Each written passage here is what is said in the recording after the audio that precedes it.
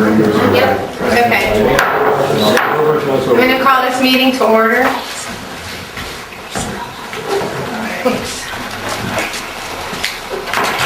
So first we do the Pledge of Allegiance, right? I pledge allegiance to the flag of the United States of America and to the republic for which it stands, one nation under God, indivisible, with liberty and justice for all. Howdy, can we do the roll call, please? Mr. Duffett? Here. Mr. Morvay? Mr. Nash? Here. Mrs. Oliver? Here. Mr. Tisch? Here. Okay, we have a quorum present, so the meeting is in session. Mayor, do you have any proclamations or presentations to give this evening? I do not. Okay, and do we have any changes or any questions to the meeting minutes from the last meeting? Hearing none, we'll call approval of minutes. Okay, reading of communications. Mr. Tisch, do you have anything? I do not have anything this evening. Mr. Nash? I do not. Okay. Okay. I don't have anything else. All right then, we'll move on to reports of the committees. We'll start off with the Parks Board of Mr. Tisch. I think you've got Parks Board minutes after last meeting, and so we have not had a meeting since then. Mr. Hill? We had a meeting of planning and zoning. I think I'll let Mike speak to that when we get to it. Was it Lake Oregon? We voted on, so that's what we had. Thank you. Mayor? I have none. Okay, and we had our design review committee meeting. Really, the only thing that stood out from that meeting is we have a house that's being hauled over in a major way, and I'll let Mike speak to that as well, and it sounds like it's going to be absolutely beautiful. She's putting a lot of thought into the work that she's doing for it, and I think it's going to be a nice asset to our community. All right. City manager. Do you want me to start from that end? Work my way up. I was just looking at the name here. We actually liked it. So, a couple of just quick reminders, communications.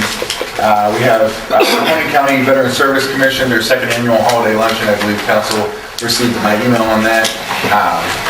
Governor Stubbs, who's the contact, I told him to reserve 2 spots. Myself and the mayor volunteered for that luncheon last year. Basically, what they have, municipalities, elected officials, workers that provide service to the veterans at that luncheon. So basically serving them the food, filling up water, different things like that. So I've reserved 2 spots. I plan on going. I don't know if anybody else on council would be available to go. I believe it's on a Thursday from like 11 to 3. You can get back to me. We've got 2 spots. So if 2 council members want to go, I'm fine with not going, but, and then if council can't go, I have no problem asking Chief Colucci if he's available to attend with me. I think it's kind of what we can do to serve the veterans as part of that holiday luncheon. Chamber of Commerce event on Monday, the 25th, for a salute to the elected officials, put on by the Youngstown Warren Regional Chamber of Commerce from 5:30 to 7:30 at the Avalon Inn in Warren. All the local representatives will be there from the state level. It's a good event, I think, for us to at least get FaceTime with those local officials or state officials. Again, I think we've got some pressing bills that impact us from the income tax side of things that I believe we should probably inform them of the detriment that would have on municipalities. So just kind of, I know a couple people have confirmed that they're going, but again, we can, up until the last minute. I think if you attended that night, you could probably pay at the door. And that's all I have. One thing I do want to mention, which again, we like to celebrate all of the staff achievements, accomplishments. We do it with Christine in her annual financial awards to sort of exemplify the professionalism that we have in Canfield. And tonight I wanted to focus on Chief Colucci because, one, he would never bring attention to himself, but I think it's worth mentioning. So Chief Colucci is a member of the Law Enforcement Executive Officers Association, which is essentially made up of all the police chiefs in the area.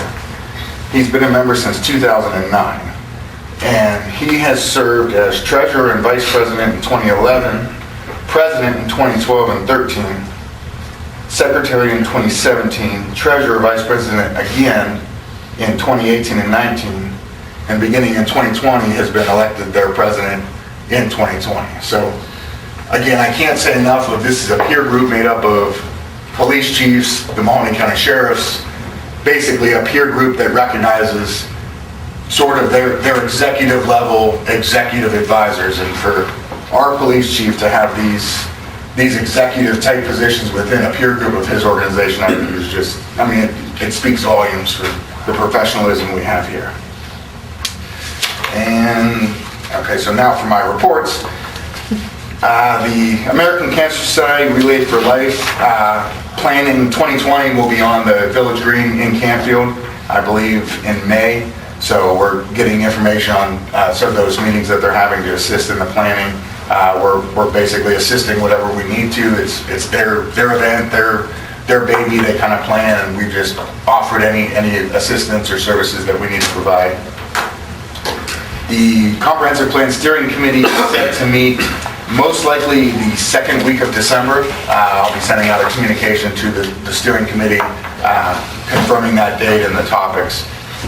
We received conditional award notification for our pickleball grant that we submitted back in the spring for the conversion of the Griesel Park pickleball tennis courts to a pickleball court. So if you recall, it's estimated that conversion is going to cost about $30,000. So we went for grant funding of approximately $22,000, which we've been conditionally awarded through the Ohio Department of Natural Resources. Once we get all those final approvals, we'll have legislation, obviously, and then sign all those documents to then start planning that project for early spring.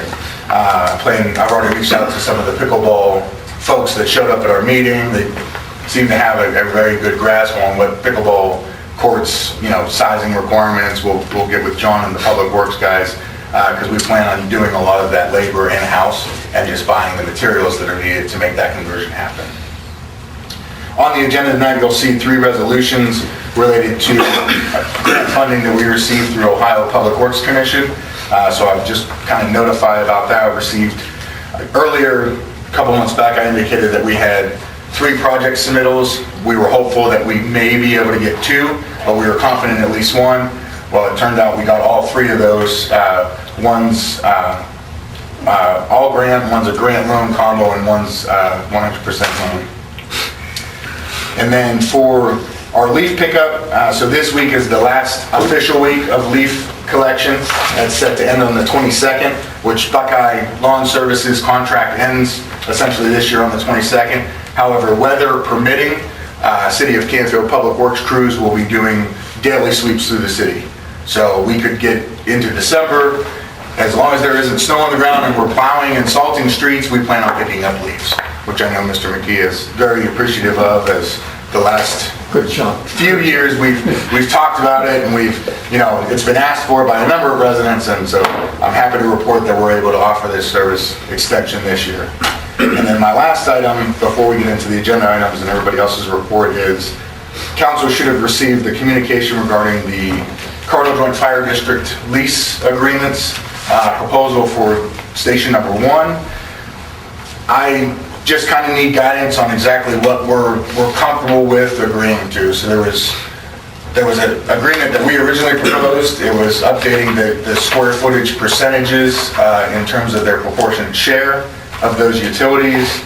They've come back with some additional kind of verbiage asking us to separately meter those utilities and pay for the separate metering, and then some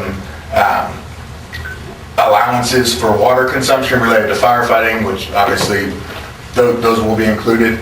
And then they want to closely match whatever they do with our agreement to what they currently have in place with Canfield Township at the Messerly Road fire station. And so council should have received all 3 of those agreements. It is my recommendation in the best interest of the city, both from a financial standpoint and I think essentially the best interest of our taxpayers is to merely amend the current square footage percentages, update those to a more proportionate share. If the fire district chooses to separately meter their facilities, they're more than welcome to do so at a future date. I don't believe this should be the hang-up in getting the updates to the agreement that are needed. We've talked about it briefly at previous council meetings. These are much needed updates to the agreements so that we are allowed our proportionate share that has been given to the fire department over the years. So I don't know if council wants to provide that direction and what everybody's comfortable with, or I have no problem waiting for Councilmember Morvay to get back as our representative on the fire district. So it's kind of in council's hands at this point. Do you know when he's due back? I believe he's in Florida for the week, so. I'm comfortable with modifying the existing agreement based on the square footage type of requirement. That way we can get this thing going, and we've been dragging it along for a better portion of a year. Is there how are we handling improvements? Because I know that the garage doors they're talking about need to be replaced. That's a pretty major expense. Would that be handled by them, us, or both of us, or? They can, Yeah, go ahead. in Article 6 of the proposed lease, they can make additions, alterations, remodel, etc., but with our consent. But it's their nickel. And in terms of the repairs, what's the major They repairs? maintain them. Yeah, They maintain them. including roof, floors, walls, foundations, supporting the structural members thereof, sidewalk areas, and parking lot. So based on my interpretation, and that's the exact language in our current agreement, garage doors don't technically fall under our responsibility to repair. And that's been communicated to them as far back as June of 2018. Yeah, it's a pretty standard commercial provision where structural foundation things are the lessors, and the lessee takes care of everything else. And my, I guess, position has been in my communication with them, being that the garage doors are a function of the operation of a fire department, not necessarily city hall or city business, as, again, it's important to realize that the fire department is not a department within the city of Canfield. It is a completely separate entity as a Cardinal Glen Fire District. Separate taxes, separate revenue streams, and so it's treated a little bit different in terms of, I guess, the typical commercial landlord-tenant agreement. And so I think, again, those are the 2 points of contention. I think that has been held up on their side for the better part of 18 months, is trying to decide what's in their best interest, obviously, as they should, but again, I've stated numerous times what I feel is in the best interest of the city of Canfield, and the last meeting we had, it was kind of me telling them I'll take it to council and see what we're comfortable with, and go back to them as their board and see what they're comfortable with agreeing to. We're still leasing at the $1 a year? Yes, Right. so their lease for the space is $1 per year. The agreement is basically, there's no end date on the agreement, and that's no different than their lease at Messley Road Fire Station as well with the township. But it is important to note that the water that's provided at the Messley Road Station is provided by Youngstown Water Department. Youngstown Water does not give any sort of concessions, discounts, or allowances for water consumption. The electricity, and I don't know if they have gas there, but obviously it's a different arrangement as it's solely just a fire station. It's not leased space as part of a separate, another building. And then they completely own the fire station number 2 over on Herbert Road. Will we have to meter the electric? I know we have the water separate now, but will we have to? But no, we can bill them on a square footage basis. Okay. Yeah, the premise of That's their what I current think we ought to agreement. say, Yeah. that's what it ought to That's what be. we're talking about. We can pretty much wrap it up, if that's your opinion, let's just do it on a square footage basis in terms of gas and electric, then we're pretty much done. That it won't provide any further delay if we can just proportionally update the agreement accordingly. And again, as I mentioned, if they want to separately meter, they're more than welcome to do that, and then they pay exactly what they use based on those meters. But we would not require that, we would not require something. Correct. Right. If they so chose, at some point, they pay for it. I think that gets the bill done, we ought to do that. And they would pay for the meters. Well, we're not going to require it of them, but if they want to separately meter, they should bear the cost. Right. So we could just move forward with a percentage allocation of the utilities based on square footage and wrap this up. I'd like to make a motion to that effect. Second. All right. We need a roll call. You need to call John. Mr. Duffett? Yes. Mr. Neff? Yes. Mrs. Oliver? Yes. Mr. Tisch? Yes. Okay, I'm going to start back over. See what happens when you start from the standard? I was following the map on here. So I'm going to go back to you, John, or Public Works Superintendent. All right. As you know, we've been doing leaves, all hands on deck for that. We have a lot, I mean, these guys did a fantastic job picking these leaves up, and they still are. So very proud of them. It's very hard work, you know, doing so many leaves. And then they've continued on catch basin maintenance, sucking those out, because as fast as we suck them out, you know, they're filled back in. So we need to keep those drainage basins open. We just began prepping the green for Christmas. We got our stakes up there. We're supposed to be receiving 25 trees tomorrow. Hopefully we get them in tomorrow, depending on when they're delivered. And just got a call at the end of the day that the flagpole will be delivered on Friday. So, good stuff. That's going to go up to the fire station.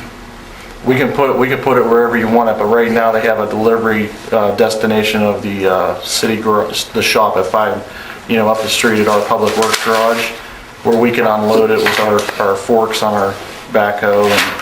But if you want it somewhere else, or we can take them somewhere else too. Yeah, I talked to Chief Hutchison, and apparently they have an open bay, Oh, okay. and he was going to, Okay. delivery instruction should be to Herbert Road. Herbert Road, okay. I will note that, and I can call her back and let her know, but she didn't mention anything. Did you talk to the trucking company? Yes, Because Chuck Coleman was talking to them too, and okay. Well, they approached, they called me today this afternoon, so. But we can do that, no problem. We can unload it out there and put it in. And that's all I have. Well, I have to say, you guys are doing a fantastic job of picking up the leaves. I hear this from them all the time. Yeah, they're really hard work, yeah. One quick thing I do want to mention, Public Works related, we've received a few inquiries. UtiliQuest is a utility locate surveying company that is contracted from Columbia Gas. They were in the city a couple months ago. It seems like they're mapping, documenting, checking all Columbia Gas valves, lines for any sort of issues. I know they were in the Shady Dale, Barb Cliff area a couple months back. I believe they're in kind of this area of town, Kings Lake, Queens Lane area, and I've seen them in the township on 224 doing surveying work. So just to kind of let everybody know, UtiliQuest is working on behalf of the gas company, locating, maintaining Columbia gas infrastructure, not related to anything the city's doing. I know John had mentioned about the RCAP and the GIS mapping of our water lines, valves, and sewer. That's unrelated. We're doing most of that work in-house. Right. We do have a third party that's simply GIS coordination and surveying, but we're the ones kind of going with them. So any work that we're doing will be by City of Canfield employees with appropriate identification markings. Sorry. Was that the one that Sam Pizzullo was asking? Yes, and I talked to Mr. Puzo. Okay, all right, thank you. Okay, our Finance Director, Christine. The resolution accepting the amounts and rates for real estate taxes next year is on the agenda tonight. We have asked for 2.7 mils allocated to the street and CM&R fund and 0.25 mils allocated to the red gate debt. And the November check register will be posted on the website tomorrow morning along with the cash basis fund summary year-to-date through November. Mr. Cook.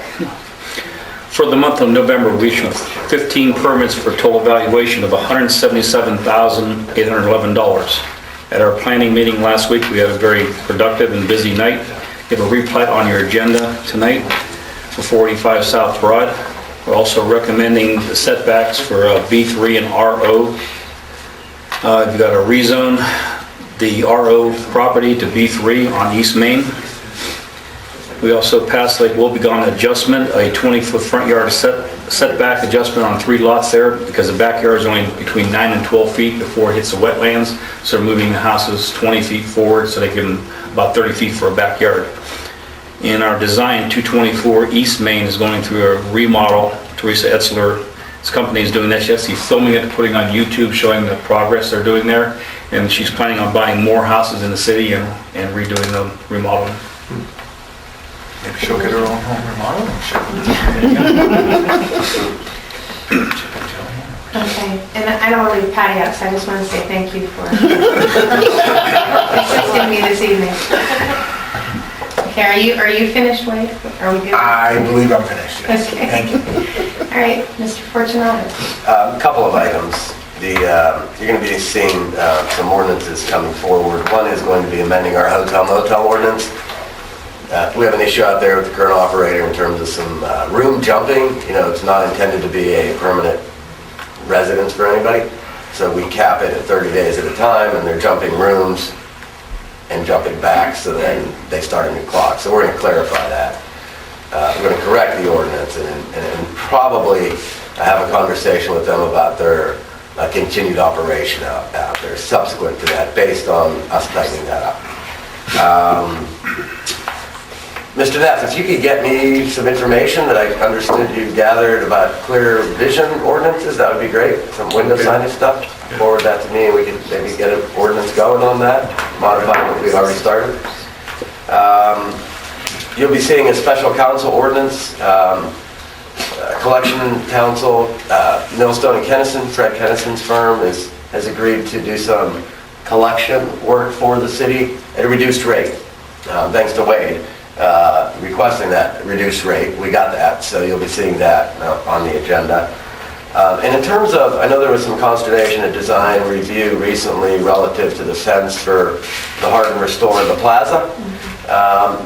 You know, what occurred there was they didn't ask for the fence. The applicant did not ask for the fence. Planning and zoning imposed the fence on them, both in terms of size, material, appearance, type, and otherwise. So if that would have gone to design review at that point in time, I would have gone with it and told design review, you have to pass this, period. You know, we've imposed this upon them. So it was effectively, you know, I guess, maybe I should have communicated that with design review a little bit, but apologies for not doing that, but it was certainly, there wasn't going to be any discretion for design review there simply because it was a condition of the adjustment. So that happens from time to time. And other than that, that's really about it for my report.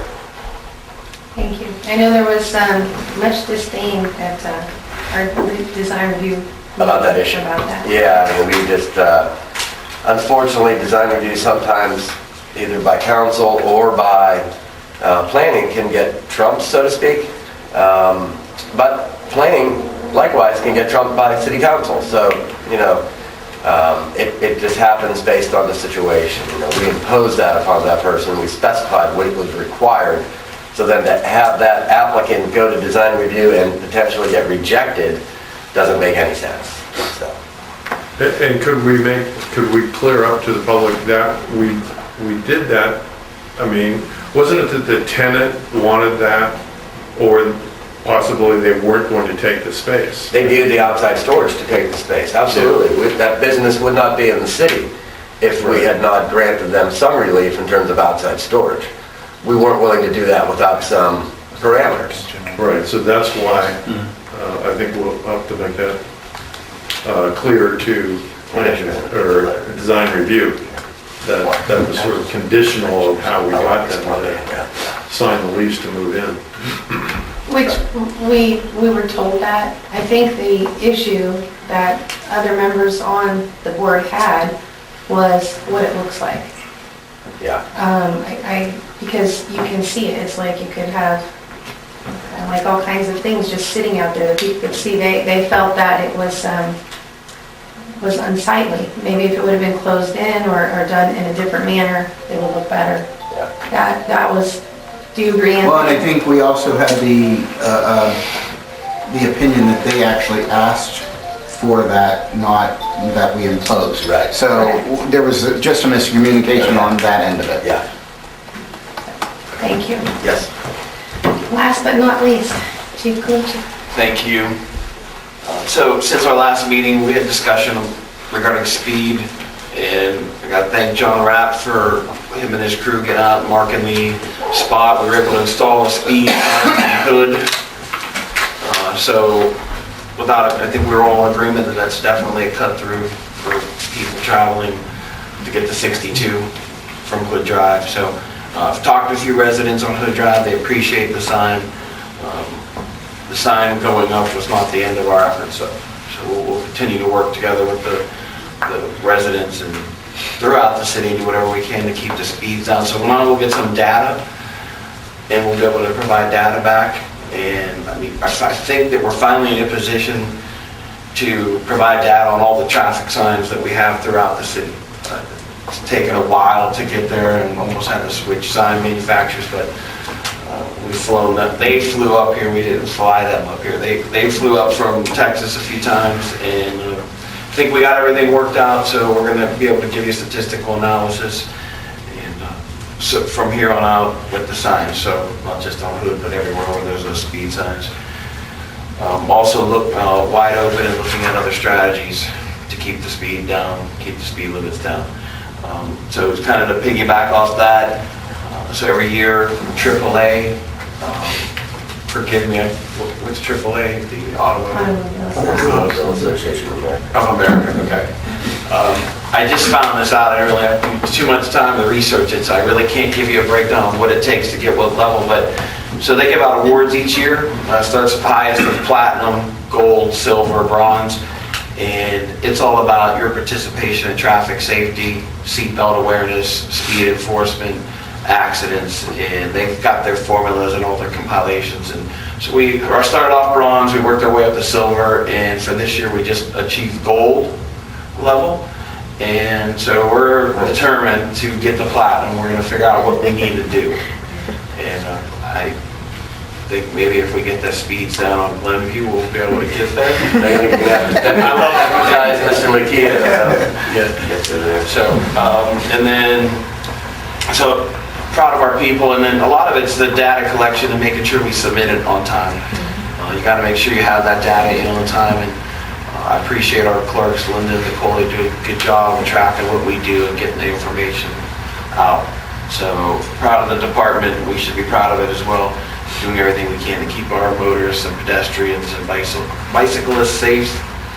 And I noticed there was some harmony about the leaf discussion. I was wondering if you might edit your poem for next year. Yeah. I love Frank. He's a good guy. All right. That's it. Thank you. One thing I'd like to add to the speed signs, which as kind of a data nerd I love, is being able to, it gives every single car coming, going towards that sign, date, time, and speed. And so what that actually means, and for me, is being able to look at that data. And so the Glenview sign we used as an example. So we looked at, so September 13th through November 14th, so approximately 2 months, 60 days worth of data. The speed segment, so from 0 to 25, there was 32% of the cars were traveling that speed. So total cars, sorry, I should start with that, 58,432 during that 60-day period. 32% of them, or 18,000, were going 0 to 25 miles an hour with an average speed of 22 miles per hour. The 26 to 30 speed segment, 26,153 cars, or 45%, with an average speed of 28 miles per hour. The 31 to 35 segment, 11,095, or 19% of the total, with an average speed of 32 miles per hour. So essentially 96% of the vehicles that traveled on Glenview during that period of time, the highest average speed was still only 32 miles per hour, which is 7 miles per hour over the posted speed limit. And then you've got the other 4% breakout of essentially 36 to 40 was 3%, average speed with 37 miles an hour, and you had 1% going over 40 miles per hour with an average speed of 50. So in taking the segments, I looked at that 36 to 40 segment as, okay, these are speeders. They're going 10 miles an hour or over the posted speed limit. Looked at that data by hour timeframes from midnight to 11:59 p.m. that same day. So 13% of those 1,900 cars are speeding between the hours of 3 and 4 o'clock in the afternoon, which means for chief, he can allocate resources. He can have an officer sit there for that hour, and we're getting the most benefit out of where officers are in the city at any given time. So the speed signs are great because they look good, and people would maybe ignore them because they know they're not getting a ticket by a picture, but from our standpoint, it provides resources that I think the general public isn't necessarily aware of, but the level of depth and analysis and kind of those management strategies that we use internally to really, again, get the most bang out of our buck. We want our officers fully utilized, and these tools allow us to do that. Well, that 3 to 4 hours, that 3 to 4 p.m. segment, that'd be a good time to be watching that because that's when our children are coming home from school. So that's definitely a concern to be traveling. Yeah, there is a general consistency in school morning rush, well, general morning rush, people leaving to go to work, school, and then that early afternoon, evening rush. In this specific data segment, obviously you could go to each one of those segments and do the exact same data extrapolation. I think I'm done this time. And I did get feedback from Mike, and he said his neighborhood is very happy with the new speed sign, including the children. There's been a lot of feedback, so thank you. Yes. For taking care of that. Okay, any questions from the public on any of the reports that you've just heard? Hi, Catherine. Hi. Could you state your name and address for the record, please? Catherine Young, 570 Bar Cliff. Wade, on that same data that you carry, what was the public opinion about a community garden? When we took the poll, So the Parks Board, I believe, made a motion to not consider doing a public community garden based on, I think the Presbyterian Church has had a community garden over the last several years that has been underutilized. Again, this was something this year we had budgeted funds for, we had planned out, ready to go to potentially buy the materials and lay that out at Fair Park. did you attend this last meeting? It was maybe The Parks Board meeting, I did not, no, I had a prior obligation. I know, yes, because I listened. I did read the minutes though, so that's. Because I went on to look for the minutes, and they're not posted to the public right now, so I guess I'm asking the question, who attended that meeting? Okay. You get the minutes from Patty. Okay, that's, because I just kind of watched last meeting for the council. Yeah, we can get you the Couple days ago. minutes. That's okay, but I'm They just should be saying, there. there was a motion not to fund the community garden, and how much, I plotted it all out, we talked about it, there was time spent.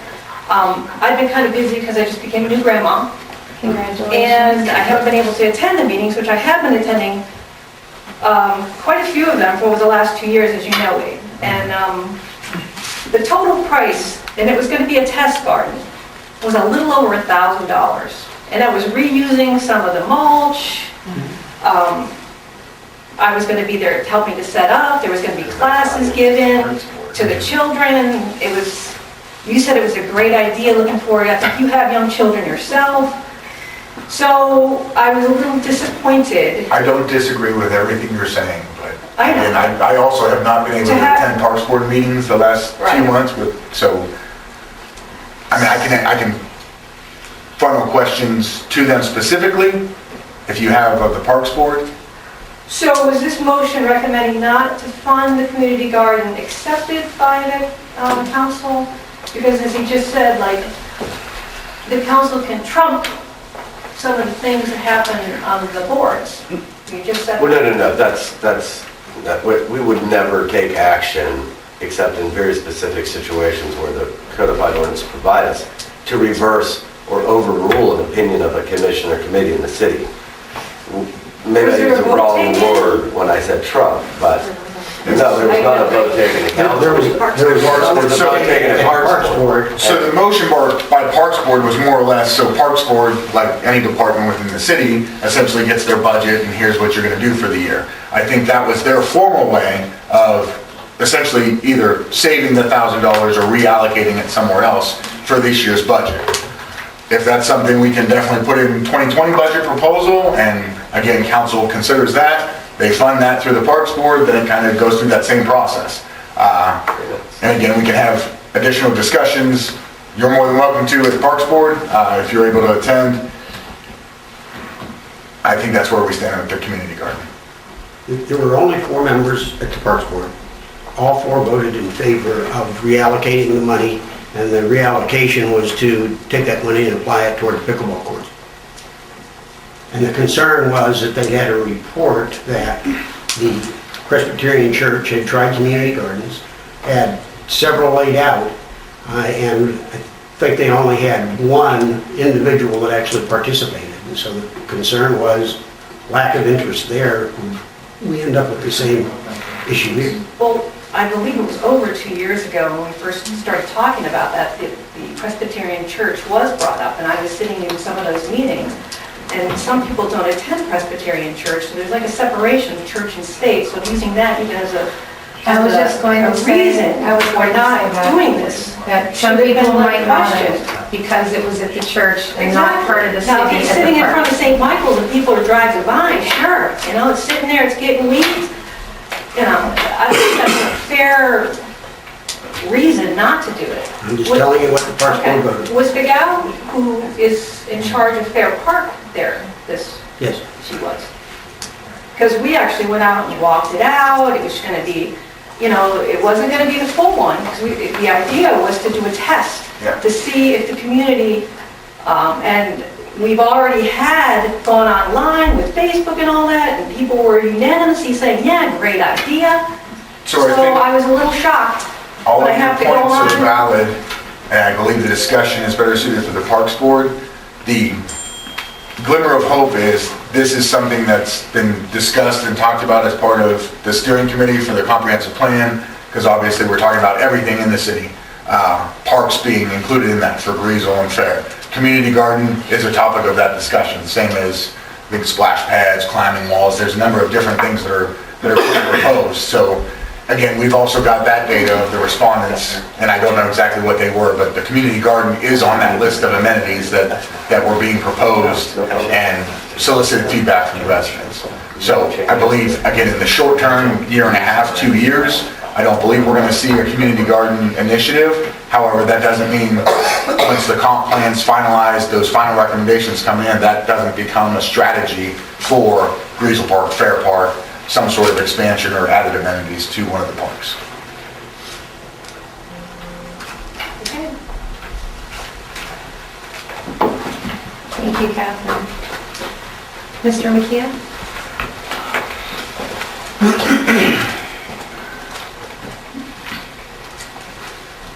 Good evening, Frank McKeon, 220 Glenview. In regard to this motel issue, is that the motel on West Main Yes. you're talking about? Yes, it is. And currently we have people jumping from room to room. Correct. If we do something about it, that might impact on the butterflies of the evening that may be out there. But I don't know if that's going on or not. No comment.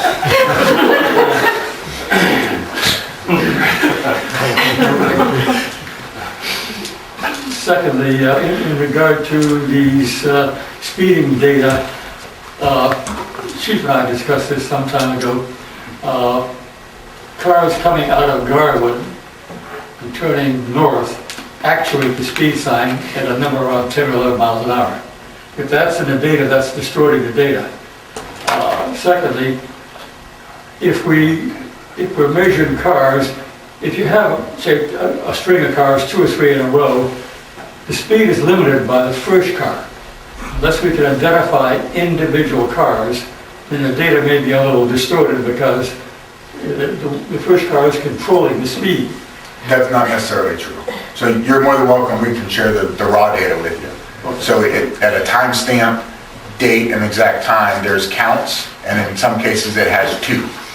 So that means 2 cars were traveling at that speed. If the timestamp, say, a minute or 2 between cars, then they are individuals.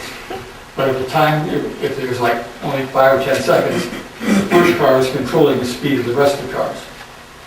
So like You're more than welcome to have the raw data and perform, your own data analysis. That's, all right, I'm not going to argue over our statistics percentage. okay, how do I get that data?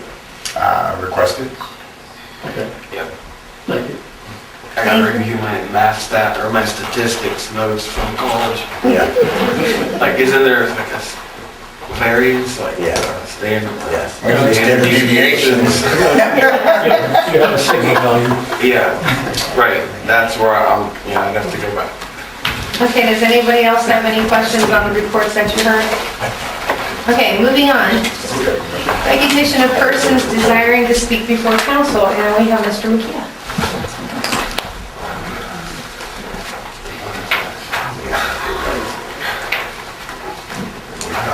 I should have just had you stand, sir. Save your trip. Thank you, Frank McKeon, 220 Glenview.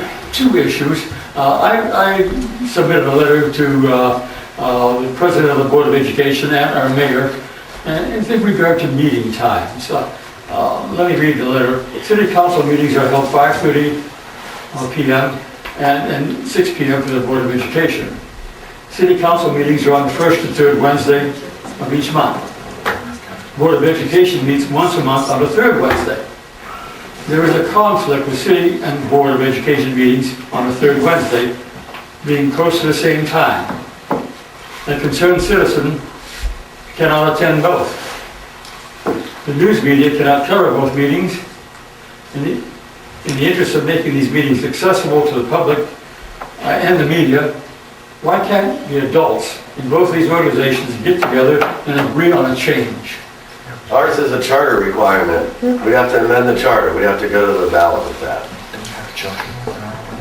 I don't know that.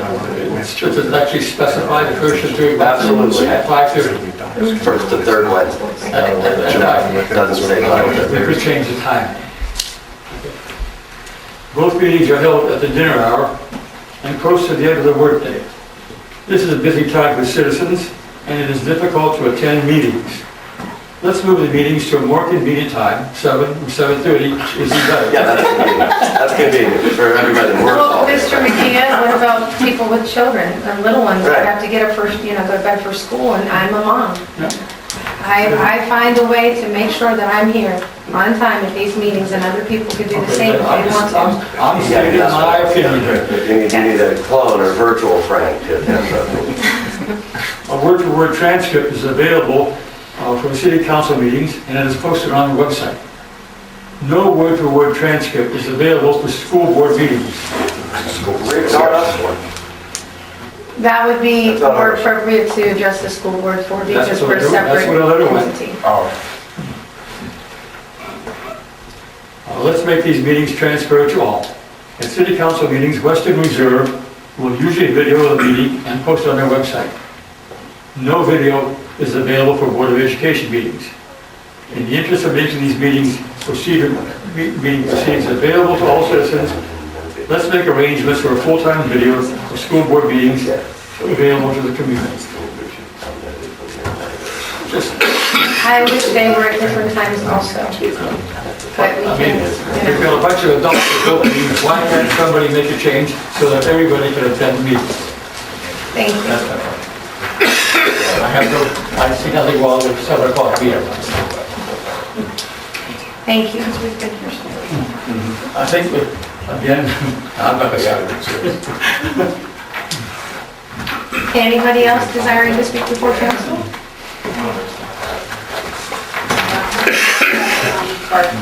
Wade, you said that the pickleball got accepted for 22,000 of the 30? yes. The grant is for $22,000. So I remember JT saying he set aside 8,000 for the pickleball court in the meeting. Like when we were setting aside money, so the money for the 30,000 for the pickleball is already available. That's a Parks Board conversation. Okay. Yes, the But I just want to 8,000. make that clear, that not having a garden has nothing to do because they needed to reallocate money, because he already did that. And it seems like it was the base of the Parks Board recommendation, so you could take that up there, I think, ask them that question. Right? I remember you have a 3-minute limit. I'm going to get scolded over here. Because you were already up there. I forgot to mention that I have good news.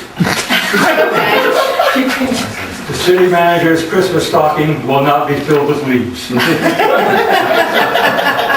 Maybe he's going to give you coal instead. Coal? Maybe 4. Just trying to get a stock. Okay. All right, let's move on to old business. And item A and B of old business, we had the first reading on at the last council meeting.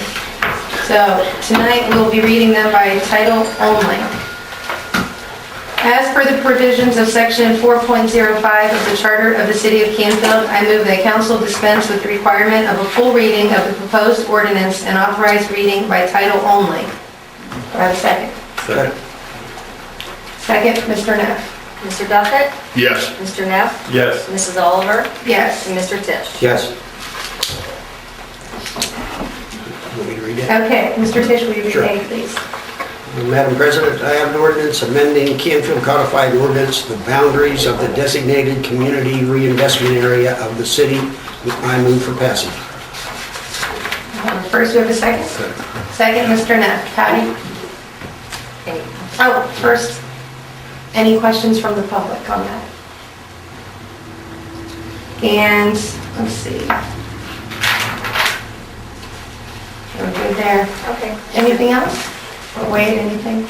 Okay, Patty, please call the roll. Yeah, I can do a quick, again, we discussed it last week. So the amendments to the community reinvestment area, we've had a community reinvestment area or CRA in place in the city since 1980. It was amended in 1991, which adjusted the territory of the designated CRA. That's essentially what we're doing again, is amending the territory to encompass the entire city boundaries. As this is an economic development tool that will allow for tax abatements in certain situations for properties. It's what's utilized in Columbiana currently with a lot of the development that's going on there. Thank you. Patty? Mr. Duffett? Yes. Mr. Neff? Yes. Mrs. Oliver? Yes. Mr. Tisch? Yes. It's 2019-55. As per the provisions of section 4.05 of the Charter of the City of Canfield, I move that council dispense with the requirement of a full reading of the proposed ordinance and authorize reading by title only. Do I have a second? Second. Second, Mr. Tisch. Mr. Duffett? Yes. Mr. Neff? Yes. Mrs. Oliver? Yes. Mr. Tisch? Yes. And Mr. Neff, would you read B, please? Yes. We have an ordinance amending Canfield Codified Ordinance Chapter 513 regarding marijuana, and we move for passage. Second. Second, Mr. Tisch. Wade? I'll defer to Mark. I don't touch the marijuana. And I have to. Well, I have to say, I like how Mr. Tisch called me Madam President. Yeah. So Just totally ignored me. this is just kind of modernizing a few provisions in our marijuana law to capture the changes that the state has made. We had a case come through mayor's court a few months ago. We felt like we needed to tweak ours a little bit to capture some things. We don't want to, we don't want to put the mayor in a position at mayor's court where we can't prosecute. So with the police department's blessing, we drafted this language, and it's just a couple of changes here and there to allow for prescriptions, etc. Doesn't mean we're legalizing marijuana in Canfield. You still can't drive with it, you can't have it, you can only utilize it in your residence or in accordance with state law. So we're just clarifying a few things with this ordinance. Thank you. Any questions on that from anybody? Patty? Mr. Duffett? Yes. Mr. Neff? Yes. Mrs. Oliver? Yes. And Mr. Tisch? Yes. It's 2019-56. Okay, moving on to new business. So for item A, Patty, we do both, the first Yes. reading and title only. Yep. As per the provisions of section 4.05 of the Charter of the City of Canfield, I move that council dispense with the requirement of 2 readings of the proposed ordinance and authorize adoption of the same upon its first reading. Do I have a second? Second. Second, Mr. Tisch. Mr. Duffett? Yes. Mr. Neff? Yes. Mrs. Oliver? Yes. Mr. Tisch? Yes. As per the provisions of section 4.05 of the Charter of the City of Canfield, I move that council dispense with the requirement of a full reading of the proposed ordinance and authorize reading by title only. Do I have a second? Second. Second, Mayor. Mr. Duffett? Yes. Mr. Neff? Yes. Mrs. Oliver? Yes. Mr. Tisch? Yes.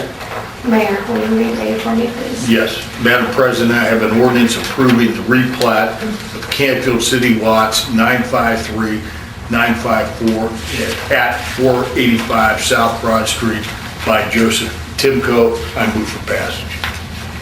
Second. Second, Mr. Neff. Wade? So real quick, Mr. Timko is requesting to replat 2 lots, 953 and 954, that are located at 485 South Broad Street into 1 lot. At the Planning and Zoning meeting on November the 14th, you have a recommendation letter from them approving the replat. Thank you. Any questions from the public? Hearing none, Patty? Mr. Duffett? Yes. Mr. Neff? Yes. Mrs. Oliver? Yes. Mr. Tisch? Yes. 2019-57. Okay, and items B, C, and D this evening need to be set for public hearings. As per the provisions of section 4.05 of the Charter of the City of Canfield, I move that council dispense with the requirement of 2 readings of the proposed ordinance and authorize adoption of the same upon its first reading. Do I have a second? No. No, we're gonna get these, we're only gonna get these first readings. Title only, Just title only. Just title only. Just title only. Yeah, do the motion for title only. Okay. I was reading Patty's notes today. Okay. As per the provisions of section 4.05 of the Charter of the City of Canfield, I move that council dispense with the requirement of a full reading of the proposed ordinance and authorize reading by title only. Second. Second, Mr. Tisch. Mr. Duffett? Yes. Mr. Neff? Yes. Mrs. Oliver? Yes. Mr. Tisch? Yes. Now, do I have, Madam President, Mr. Tisch? I have an ordinance amending Canfield Codified Ordinance Section 1183.03C3 regarding political signs. This constitutes first reading. And then we need to set a public Public hearing. hearing, yeah. Okay. December 18th at 4:50. December 18th at 4:50 will be the public hearing on item B. Thank you, Patty. As per the provisions of section 4.05 of the Charter of the City of Canfield, I move that council dispense with the requirement of a full reading of the proposed ordinance and authorize reading by title only. Yep. And will you do a second, Mr. Neff? Mr. Duffett? Yes. Yes. Mr. Neff? Yes. Mrs. Oliver? Yes. Mr. Tisch? Yes. Bruce, would you repeat for us? Item C. Madam President, I have an ordinance amending sections 114.11 and 1141.15 of the codified ordinance of the City of Canfield, and we move for passage. No, This is we're first staying for reading. public hearing. I'm sorry, This constitutes and this constitutes first reading. Thank you. Patty? That will be set for public hearing on December 18th at 5 o'clock. Just real quick on that, the ordinance you have in your packet is being significantly amended. I've given a copy of Patty, and you'll receive that, where it's clarifying what planning wanted based on last week's planning meeting. So it's a 50-foot maximum setback, so you'll see that language. Thank you. As per the provisions of section 4.05 of the Charter of the City of Canfield, I move that council dispense with the requirement of a full reading of the proposed ordinance and authorize reading by title only. Second. Second, Mr. Tisch. Mr. Duffett? Yes. Mr. Neff? Yes. Mrs. Oliver? Yes. Mr. Tisch? Yes. Mayor, would you read these, please? Yes. Madam President, I have an ordinance amending ordinance 1973 through 44, rezoning lots 409, 1541, 1542, 2047, and 1543 from R&O to B3. This constitutes first reading. Thank you. And that will be set for public hearing on December 18th at 5:10. Thank you, Patty.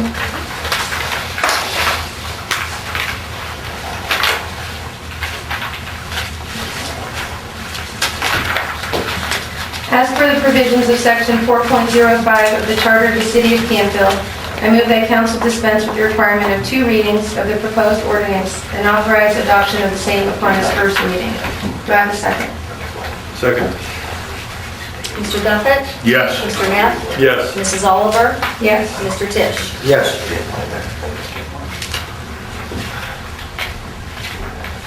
Mark? Question. Yep. These show resolutions, so do I still read title only? Yes. And just call it a resolution, Yeah, right? title Okay. only. As per the provisions of section 4.05 of the Charter of the City of Canfield, I move that council dispense with the requirement of a full reading of the proposed resolution and authorize reading by title only. Do I have a second? Second. Second, Mr. Tisch. Mr. Duffett? Yes. Mr. Neff? Yes. Mrs. Oliver? Yes. Mr. Tisch? Yes. Madam President, I have a resolution accepting the amounts and rates as determined by the Budget Commission and authorizing the necessary tax levies and certifying them to the county auditor. I move for passage. Second. Second, Mr. Neff. Wade?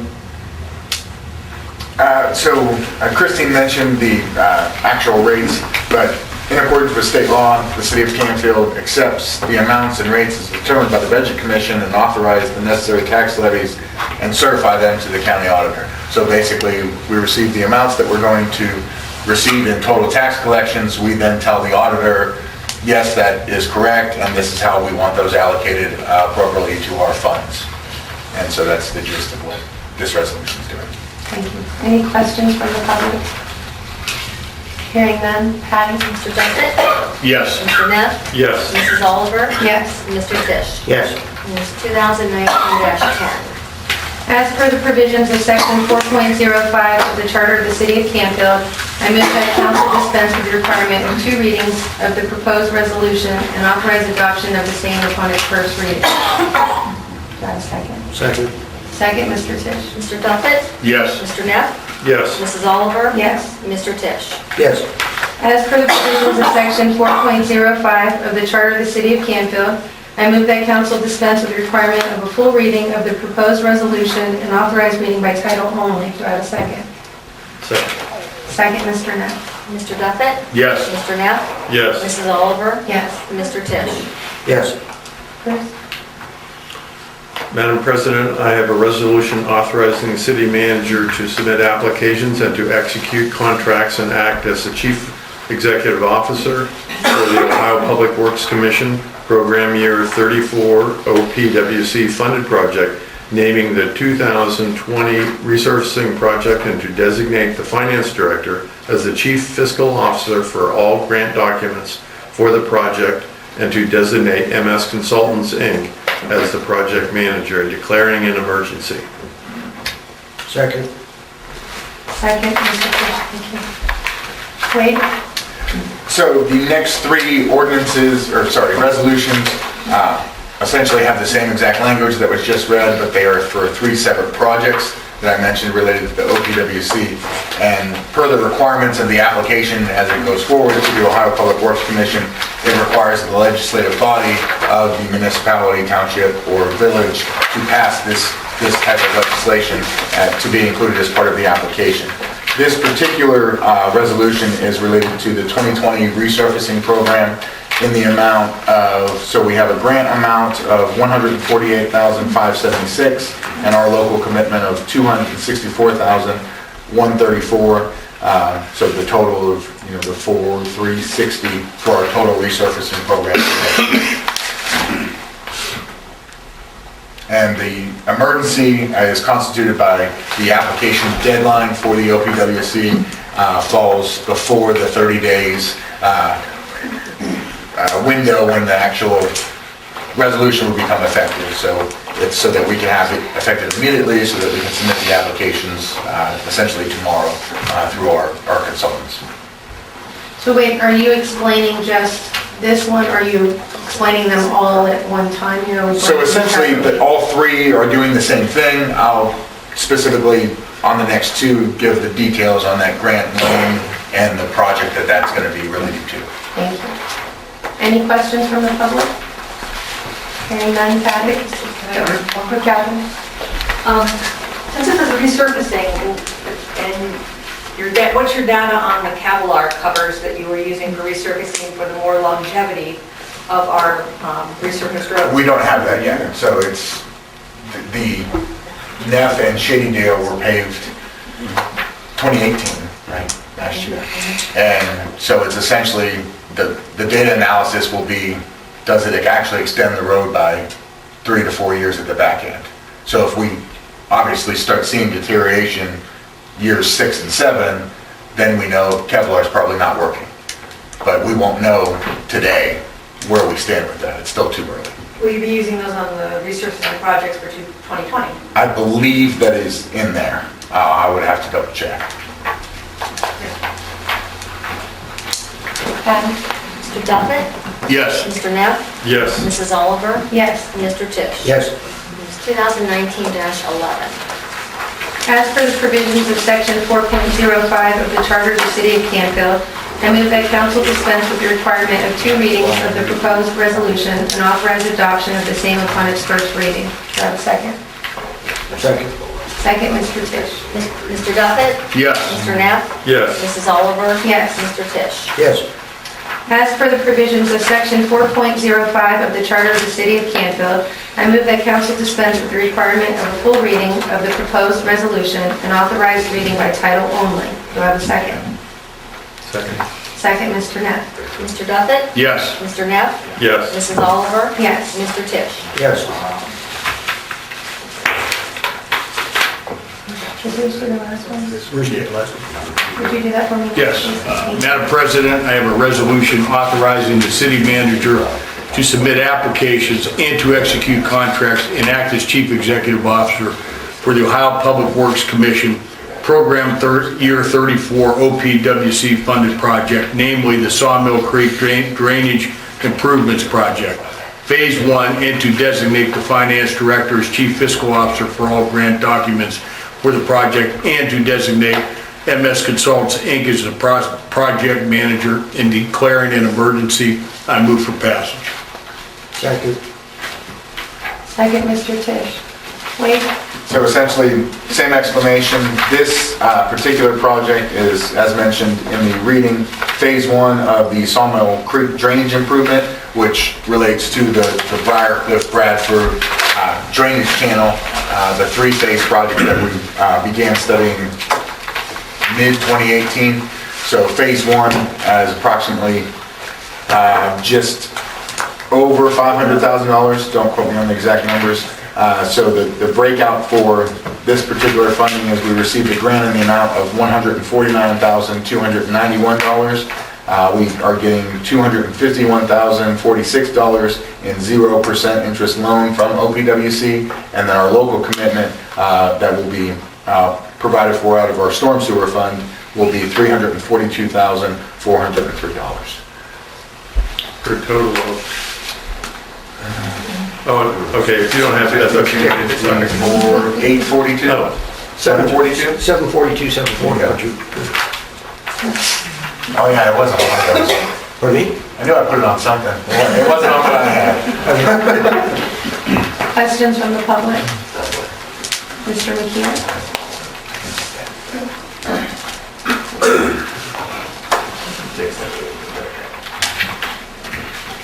Frank McKeon, 220 Glenview. I don't think anybody will disagree that we need some flood relief up in those areas. Now, my question is, if the water starts flowing more easily out of those areas, which I think we're trying to do to help the people on Bradford and South Barker, where's that water going to go? And how are we going to get rid of it? Because when that excess water hits the underpass at Glenview, it's going to stop. And again, people on Garwood and the Glenview area are going to get flooded again because there's an excess amount of water coming down. There is right now. I think we're starting at the wrong end. We should be starting at where the water flows out of the city and make it easier for the water to get out of the city. You've heard this from me several times. We've got to get rid of the water And there are so many underpasses or culverts that are restricting the flow of water, and that's causing a lot of our problem. I think our effort should be directed at moving the water out of the city and enlarging those culverts. Thank you. Thank you. Anybody else? Patty? Mr. Duffett? Yes. Mr. Neff? Yes. Mrs. Oliver? Yes. Mr. Tisch? Yes. It's 2019-12. As per the provisions of section 4.05 of the Charter of the City of Canfield, I move that council dispense with the requirement of 2 readings of the proposed resolution and authorize adoption of the same upon its first reading. Do I have a second? Second. Second, Mr. Tisch. Mr. Duffett? Yes. Mr. Neff? Yes. Mrs. Oliver? Yes. Mr. Tisch? Yes. As per the provisions of section 4.05 of the Charter of the City of Canfield, I move that council dispense with the requirement of a full reading of the proposed resolution and authorize reading by title only. Do I have a second? Second. Second, Mr. Neff. Mr. Duffett? Yes. Mr. Neff? Yes. Mrs. Oliver? Yes. Mr. Tisch? Yes. Mr. Tisch? Madam President, I have a resolution authorizing the city manager to submit applications and to execute contracts and act as chief executive officer for the Ohio Public Works Commission Program Year 34 OPWC funded project, namely the Northeast Sanitary Sewer Slip Lining Project, and to designate the finance director as chief fiscal officer for all grant documents for the project, and to designate MS Consultants Incorporated as the project manager and declaring an emergency. I move for passage. Thank you. Do I have a second? Second, Mr. Neff. Wayne? So this is the slip lining project that was kind of a shot in the dark when we originally started, and we did get it funded, which is going to help the first one, Callahan, Hilltop, Skyline, that main sanitary sewer transmission line that we have that runs parallel to a storm sewer drain that we believe, based on our flow monitoring that was done previously in 2019, that there's a lot of infiltration and inflow that's getting into our sanitary sewer. And so slip lining project, well, essentially it's a curing in place plastic that they put into the sanitary sewer pipe, and then it expands to plug up any holes, cracks in the sanitary sewer pipe. So this project is, there is no grant funding associated with this. It's all loan funding and local commitment. The zero interest loan from OPWC will be for an amount of $583,525, and the local commitment of $111,976. This will come out of the sanitary sewer operating fund, Thank you, Wayne. or maybe capital fund. Public comment? Water sewer line improvement. A comment, Yes, sir. and I'm surprised Mr. McKee didn't pick up on this. We put a slip line in. The question is, did you decrease the size of the pipe? And yes, you did, but you've also got a coefficient of friction that is greater going through there, so you don't lose any flow capacity down through there. I was surprised you didn't pick up on it. I have the hand raised. Oh, okay, I'm sorry. But I have a comment anyway.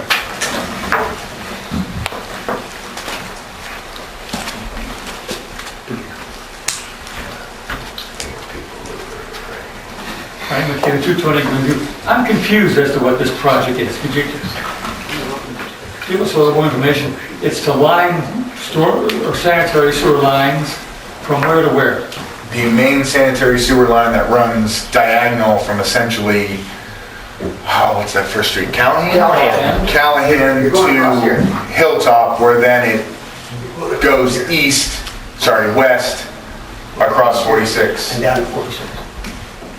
So you start at Callahan and Winona, Okay. you go follow this diagonal, and then over here. And you've got a storm sewer that parallels that sanitary sewer. The storm sewer we recently replaced within 5 years. It's a huge pipe. Yes. And this, how big is the sanitary line? I think it's 24, maybe it's 36. 7, I don't know. 30, somewhere around there. We suspect there's some infiltration in that line. Yes. And this lining supposedly seals that line up. Well, what it does is, at each joint in the pipe, you got possibilities for breakage. So you put that line in there, that seals all of those off, and any other breaks that you might have in the pipe. It's plastic or rubber? The It's lining, cured it's a in vinyl type place. thing or something like that. Plastic, I don't- essentially, some poly, plastic blend. I think they bastardized use it, I don't. It's an engineering question. That's been done in the city. Just curious as to what it was. Thank you. Thank you, Frank. Any other public comments? Patty? Mr. Duffett? Yes. Mr. Neff? Yes. Mrs. Oliver? Yes. Mr. Tisch? Yes. 2019-13. I don't, thank you. Okay. As per the provisions of section 4.05 of the Charter of the City of Canfield, I move that council dispense with the requirement of a full reading of the proposed motion and authorized reading by title only. Do I have a second? Second. Second, Mayor, Mr. Duffy. Mr. Duffett? Yes. Mr. Neff? Yes. Mrs. Oliver? Yes. Mr. Tisch? Yes. Bruce, would you read that for me, please? Madam President, I have a motion naming Louis Zarlinga as exempt from term limits on the Planning and Zoning Commission. Is this first reading? No, you're passing it. Oh, we're passing. And I move for passage. Second. Second, Mr. Tisch. Oh, sorry. Okay. So Article 7 of our city charter under boards and commissions basically talks about each board and commission or committee may designate one person with exceptional professional qualifications to be exempt from term limits with council's approval. So this is essentially what planning and zoning and parks are taking action. I believe design review has already designated this in prior years. There used to be term limits, but as a result of recent charter amendments, everybody's essentially termed out, but in order to preserve some of the historical knowledge and expertise, there's one exempt member designated on each of the boards and commissions.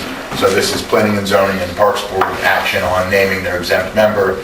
That exemption only stays with that individual, not necessarily that place or that appointment. So if this individual resigns or is removed from that board, the designation would have to be redone should that current board or commission decide to exempt one of their members. Thank you. And that's the same thing for the next one that we're going to read, so we'll... That is correct. So this one is planning and zoning related, naming Louis Zarlinga as the exempt member, and then the next one will be for Parks and Recreation and Cemeteries Board, naming John J.T. Whitehouse as the exempt member for Parks, Recreation and Cemeteries Board. Thank you. Any public comments? Hearing none? I'm sorry. Okay. Catherine? And you didn't have a term, like, is it forever that person can stay on there is what the question would be? Yes. As long as they get appointed by council. Yes. They get appointed by council per term, right? Okay. So All right. they're always subject to council appointment. Yes. Mr. Duffett? Yes. Mr. Neff? Yes. Mrs. Oliver? Yes. Mr. Tisch? Yes. This is 2019-19. As per the provisions of section 4.05 of the Charter of the City of Canfield, I move that council dispense with the requirement of a full reading of the proposed motion and authorized reading by title only. Do I have a second? Second. Second, Mr. Tisch. Mr. Duffett? Yes. Mr. Neff? Yes. Mrs. Oliver? Yes. Mr. Tisch? Yes. Mayor, thank you, Chair. Madam President, I have a motion naming John Whitehouse as exempt from term limits on the Parks, Recreation, and Cemetery Board. I move for passage. I have a motion. Do I have a second? Second. Second, Mr. Tisch. And then Wade already explained in the last motion, this is the same thing. Any public comments? Hearing none. Patty? Mr. Duffett? Yes. Mr. Neff? Yes. Mrs. Oliver? Yes. Mr. Tisch? Yes. This is 2019-20. Any council comments this evening? Mr. Tisch? I have a comment. I thought that the police department had completed their report with regard to school, it had been submitted, and I thought that that should have been the end of it. Unfortunately, I disagree with your stance, Mr. Duffett, on deciding to go over there, and that's the only comment I've got. Ms. Smith, do you have any comments? I wanted to thank Mike Cook because he's done a great job in planning and zoning. He's always prepared, and it's a difficult thing for newbies to know the ins and outs of planning and zoning, and I think we've got some great things on the horizon. And he always gives us the data that we need to make the appropriate decision. And I'd like to also comment that I appreciate Mayor Duffett's involvement in making his comments public at the school board meeting, so I guess I differ with you, Chuck. Thanks. Mr. Mayor, I'll let you go next. I have no comment. Okay, wow. Sitting right in the middle of a heated conversation here, and I'd like to tell everybody that I would like to wish all of you a happy Thanksgiving for your families. My daughter's coming home from the military for the holidays, and we're pretty excited. And I personally have tried to stay neutral in the entire issue with the council and the school board because I view them as separate entities, and I'm also a parent. And I would like to thank the chief for the comment he gave because I also felt that once he gave that comment, that should have been the end of it. So we do have a difference of opinion up here, but we all work well together. And with that, I say that this meeting's adjourned. Only